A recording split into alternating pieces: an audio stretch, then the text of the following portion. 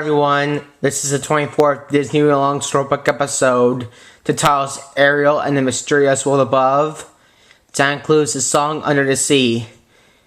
The narrator of the storybook was Roy Dotrice. Enjoy, everybody.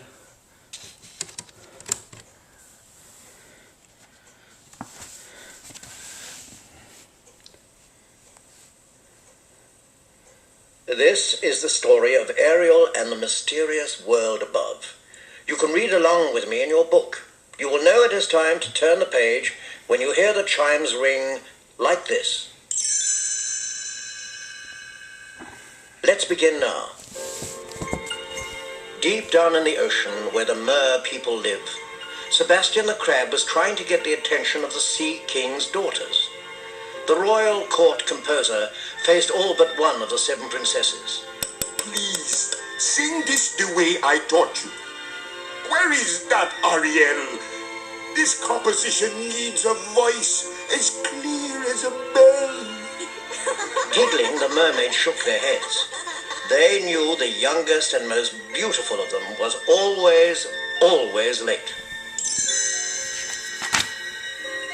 If Ariel was anything like her sisters, she would have been gliding among the sea ferns and trees, or playing inside her father's castle. At the very least, she would have been petting the young fish as they swam through the open windows. But no, not Ariel.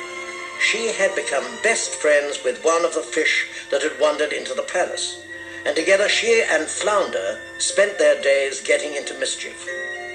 Yet Ariel was growing older and becoming more curious about the world above. Although she often missed rehearsal, she found other times to pester Sebastian. Must we go to this again, Ariel? Oh, all right.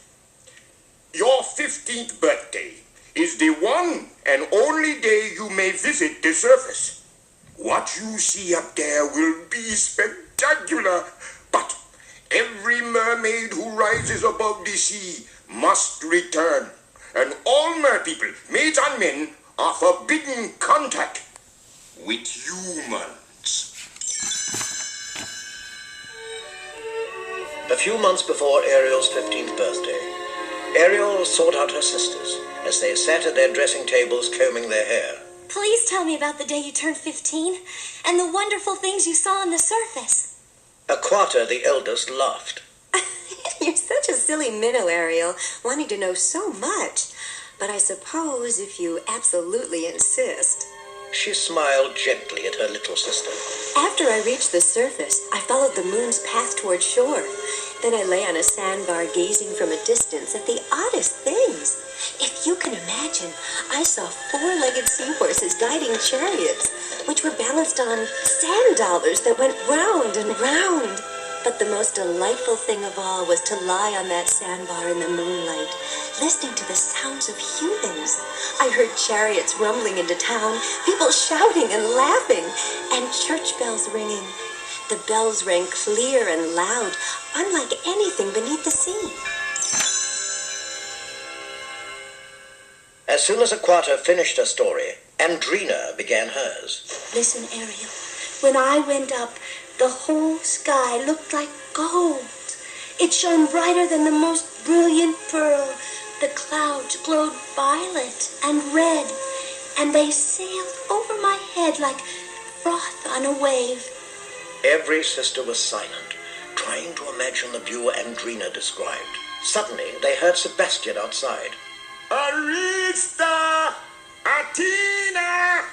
Where are you? Adela? Andrina? It is time for rehearsal. I can't ever find those girls when I need them. With a desperate look in her eye, Ariel motioned for her sisters to hide while Sebastian searched for them. Ariel watched the crab from her hiding place. As soon as he had gone, the princesses came out again. Ariel smiled gratefully. Thank you. Arista, tell me what you saw. Did you see any humans? Oh, Ariel, I knew you'd ask. Yes, I did see humans. Human children. They were splashing about and swimming in a tiny bay. They looked so dear and innocent. I wanted to play with them. But I remembered Father's rule, never, ever mix with humans. didn't want to think about her father's rules. Instead, she wanted to learn everything she could about the world above. Ariel listened carefully as Athena described how peaceful her day was in the middle of the ocean, and as Adela and Alana spoke about surfacing during the winter and encountering icebergs, storms, and ships. When Ariel begged to hear more, Aquata shook her head.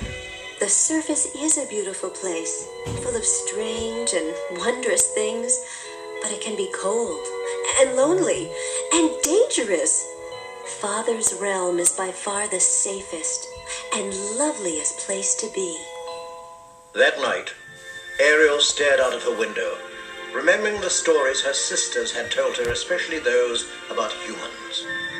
Peering through the water, she tried to imagine church bells and carriages, castles and streets. As she gazed up through the sea into the sky, she made a wish on a falling star. If only I could turn 15 tomorrow. The months passed slowly. During that time, Ariel discovered some sunken ships far from the king's palace. With Flounder's help, Ariel collected human objects from the wrecks. She liked to gaze at them and dream about what they might be used for in the world above. On the day before her birthday, as Ariel excitedly went over her plans for her visit to the surface, Flounder gazed at her human treasures. Gosh, Ariel, why don't you take some of those things with you? Maybe you'll meet someone who knows what they are. That's a wonderful idea, Flounder. Ariel picked up a small glass object, unaware that it was a perfume bottle. As Ariel and Flounder swam toward the palace, Sebastian saw them. He glared when he spotted the perfume bottle in her hand. Give that to me this instant. Ariel, how many times have I told you to leave those human things alone? Sebastian knew that Ariel had secretly broken the rules and peeked at the surface once before, almost being spotted by humans. I had better go to that surface with you and make sure you don't get into any trouble. Why can't you behave? I'm the royal court composer, not a nursemaid. As Sebastian led the way to the palace, two eels slithered in the shadows. They were acting as the eyes and ears of the evil sea witch Ursula. From her distant lair, the witch observed the little mermaid and her companions. So, the Sea King's precious daughter is going to the surface tomorrow, is she? What a marvelous opportunity. I'd do anything to get back at that fool Triton, who banished me from his kingdom. Ursula came up with a plan to use her eels, Flotsam and Jetsam, to make King Triton angry with his youngest daughter.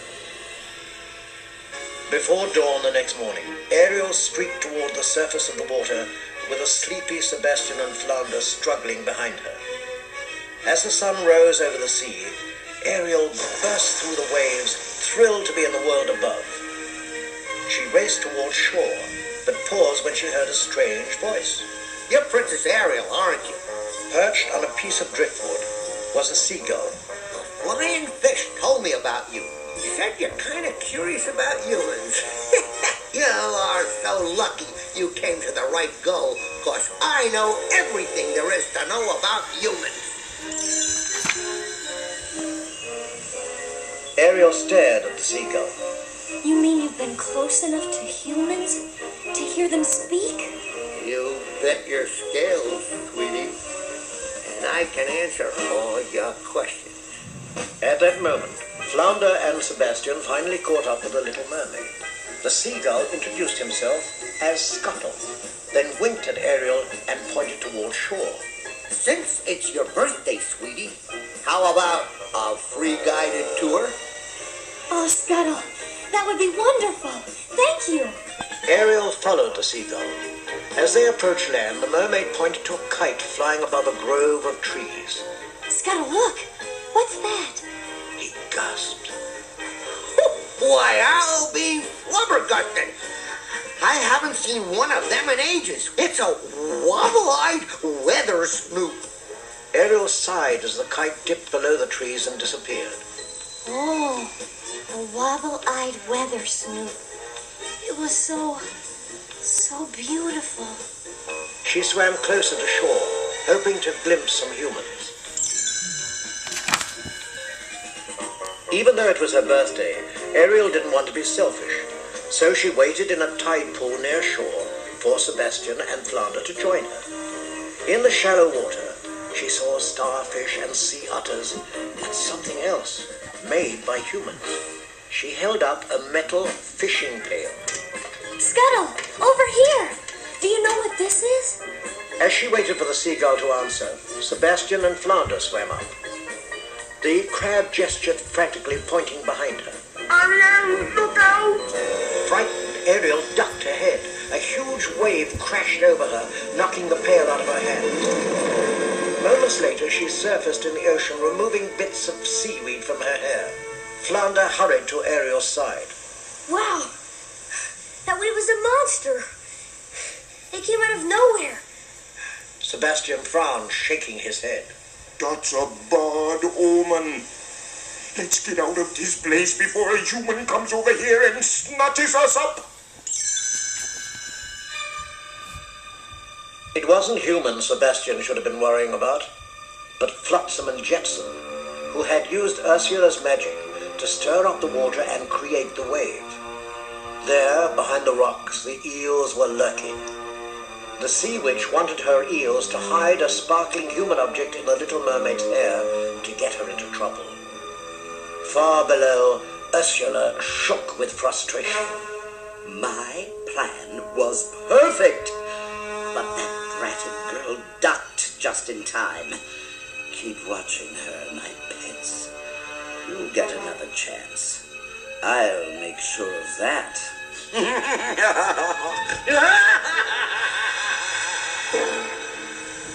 Back at the tide pool, Scuttle struggled with a pail which the wave had dropped on his head. Hey, where did the sun go? Scuttle tripped, somersaulted, and the pail flew off. The seagull hopped after it excitedly. Ariel, why didn't you tell me I discovered a silver-plated snickerdoodle? It provides wonderful shade for humans as they gallivant about in the throes of day. This one even has a chin holder.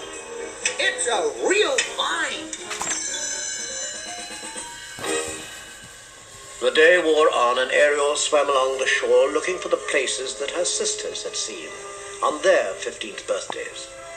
Although she couldn't find any of them, the little mermaid saw hills and shores and sailing ships more beautiful than she had imagined. As the sun set, she swam into a shallow cove. Her three companions followed her. Suddenly, Ariel frowned. Quiet, everyone. I hear something. At first, it was very quiet. Then they heard a tremendous roar. The earth began to rumble and the sea to stir. Clouds gathered overhead and enormous waves began building out in the ocean, heading toward the cove. Before Ariel had a chance to dive underwater, a huge wave crashed on top of her. As she thrashed about in the blinding water, Flotsam and Jetsam glided up to her and hid something in her hair. Within seconds, the eels were gone. As the storm miraculously disappeared, Ariel suddenly realized that it was getting late, and soon her birthday would be over. With one last look at the surface, Ariel slipped underwater. This time she lagged behind Flounder and Sebastian as they hurried home. That evening, Ariel told her sisters all about her trip to the surface. The world above was more wonderful than I could have imagined. And there were so many amazing human things, like something called a wobble-eyed weather snoop. A wobble-eyed weather snoop? Young lady, just how close did you get to the shore? And to humans? King Triton appeared, glaring at Ariel. She trembled before him. I didn't see any humans, Daddy. Honest. Then what's this? The Sea King reached over and drew a sparkling diamond ring from Ariel's hair. It was the object that Ursula and the eels had placed there to make trouble for the little mermaid with her father. Sebastian hurried to Ariel's defense. Oh, your majesty, I was with her the whole time. Believe me, she was good as a goldfish. That funny little thing must have washed into her hair with a wave.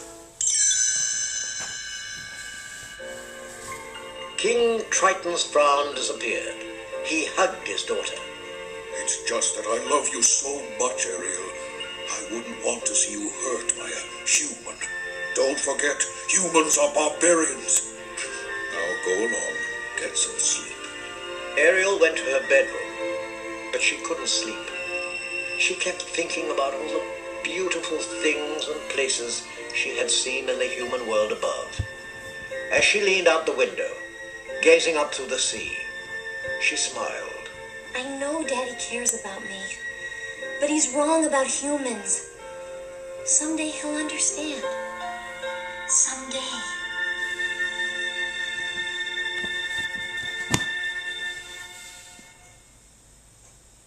This is Zachary Downson signing out. Thanks for watching. Please subscribe and stay tuned for more videos coming soon in your future.